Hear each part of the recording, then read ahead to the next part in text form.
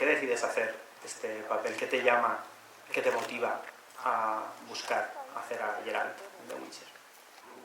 Good question. For what makes me take on a character like this, as I'm sure a lot of people know, my first introduction was via the games, and then after that I read the books, and there's so much nuance and complexity and depth in a character like this, and there's a lot of space to show the range of what a human can go through, what a person can go through. And so for me, an opportunity to play a character like Sapkowski wrote is incredibly exciting. Una pregunta más sencilla, más corta. ¿Cuál es tu libro favorito de la saga? Oh, my favourite book. Of the Witcher books, yeah.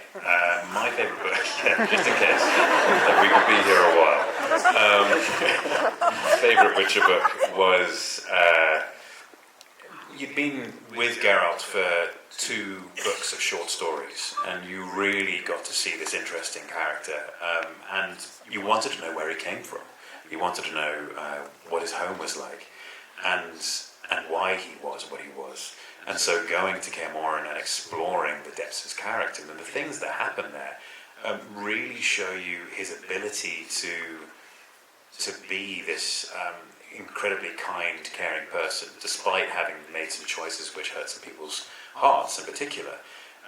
You then see this wonderful aspect of him, certainly in the caravan with the dwarves and his talk of neutrality and him taking care of Triss. You see a real depth of character and a richness to the character which wasn't quite explored in the same way in the short stories. And so for me, that was a really special book. Mi libro favorito es... Oh shit, I'm so sorry. Mi libro favorito es Blood of Elves, que es Sangre del Fuego, y la verdad es que aquí se presenta a Geralt después de 2 historias cortas, ¿no? Y podemos ver un poco más la profundidad del personaje, porque te empiezas a preguntar un poco... Well done. I don't know what you said, but I'm hoping it was well done. Yo ya he podido ver el inicio de la segunda temporada y he notado un cambio en tu personaje. Me gustaría que nos hablaras de la evolución de Geralt, cómo lo has afrontado en esta segunda temporada, porque hay bastantes cambios. Yes, for me, well, I campaigned very hard to bring as much of Geralt from the books into the show, and so I didn't have the opportunity to change storylines or plot lines or anything like that, but I wanted to try and introduce a bit more of the intellectual, a bit more of the wisdom which would be in a person who had lived for 70 plus years, or however long Geralt has actually lived. And he also has a philosophical lean, and so I wanted to try and bring that in certain parts. Obviously, I can't be writing swathes of dialogue and large monologues for my own character, but I can change the wording and the dialogue, and certainly campaign for a slightly different representation of the character to more accurately represent that book, Geralt. Otra de las cosas que sabemos que te gustan mucho son los videojuegos, y me gustaría que compartieras con nosotros el porqué de tu pasión por los videojuegos y qué tipo de juegos son los que más te gustan. Video games for me have always been almost like a key for my imagination, or an access point for my imagination to run wild. It's amazing. For example, take The Witcher 3 and the enormous sandbox that it is, and the work the developers did to create this rich and deep world with beautiful scenery everywhere. And that starts to unlock my imagination and really gets that going, and it starts getting me excited about doing things like, I don't know, making a TV show called The Witcher.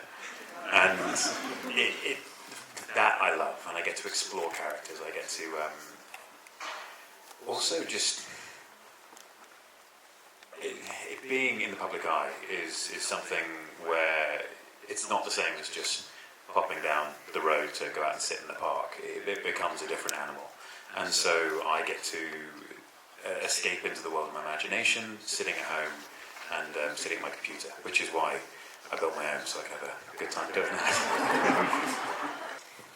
Well done again.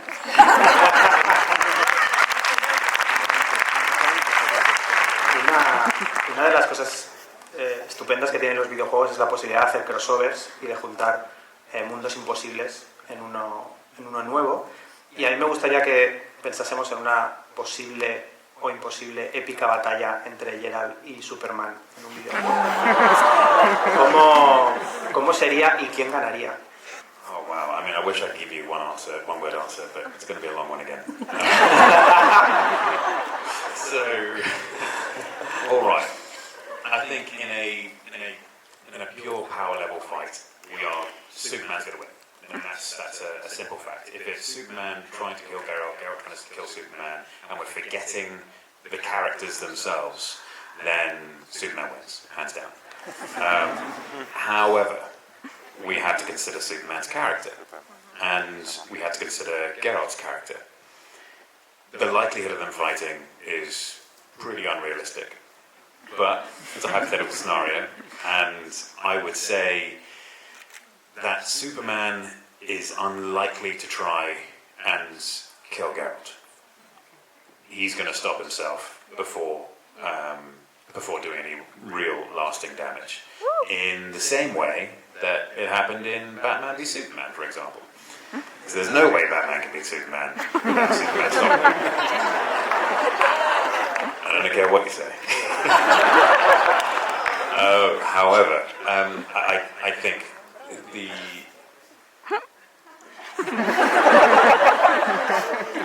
short answer is they wouldn't fight, but if they had to, Superman wins.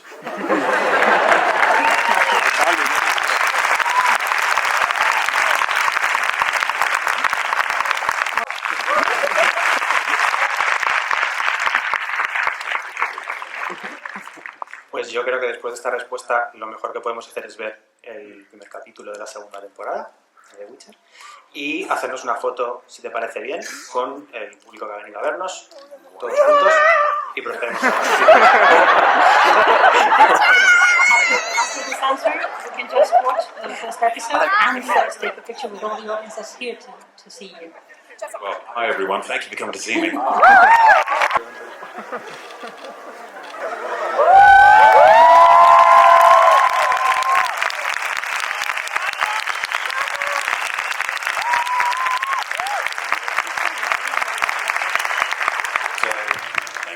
Just want to say that I think you guys are absolutely fantastic. Thank you for coming here to watch this, and I really hope you enjoy the show.